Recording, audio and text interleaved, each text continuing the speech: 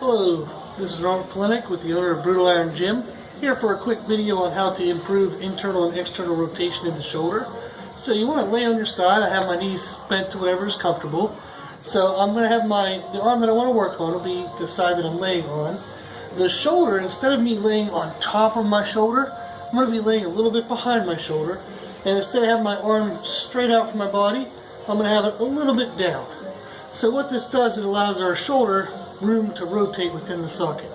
So if I let my hand kind of casually hang this way, you can see it doesn't quite touch the ground, it has a little bit of space. If I hang inside, that's actually where it stops, which is not very good. So that's what we're going to work on improving. So basically I'd like to have this arm be able to hang passively a lot lower or almost actually touch the ground. So what I'll do is I'm going to alternate back and forth between variations of isometric holds. So I'm going to apply my hand on top of the wrist, and I'm not going to push down with this hand. I'm actually going to be using this wrist and pushing back into the hand. I only want to push about maybe 50%. I'm not trying to push too hard. So I'll go ahead and kind of push back into that, and I'll create that force for about 5 or 10 seconds. So you can count slowly in your head. So then after I have that force applied, I'm going to go ahead and take that wrist of the arm I'm working on and try to pull it down towards the mat. So again, I'm only pulling about 50%. I'm not trying to go 100% and push myself out of position. So I'm going to be pulling that wrist down towards the mat at about 50%. I'm going to do that for 5 to 10 seconds. Then I'll take this hand and reapply it back on top. And I'll push with the working arm, this one, I'm going to push that back up into the hand another 50%. So basically I'll be alternating pushing back and forth. So at this moment I'm pushing up into my supported hand. Next I'll be pushing down towards the floor. And again, these are only about 50%, not trying to do too much to where it causes too much pain.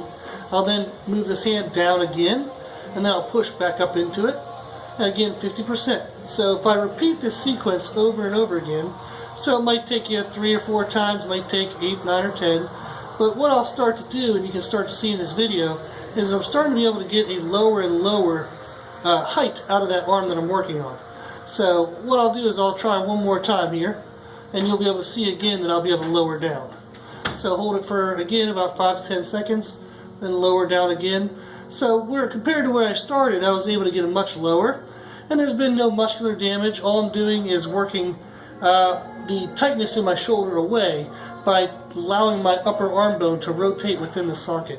So going back and forth with those holds where I'm pushing up into the supported hand or I'm pushing down towards the mat, and again at only 50%, doing those sequences over and over again should allow me to get much lower with the arm that I'm working on. Once I have that arm treated, I'll then be able to do a bench press or an overhead press with a lot more freedom of range of motion. So it'll take away chest or shoulder pains, and it'll actually allow you to have better position, which might increase your performance. Okay.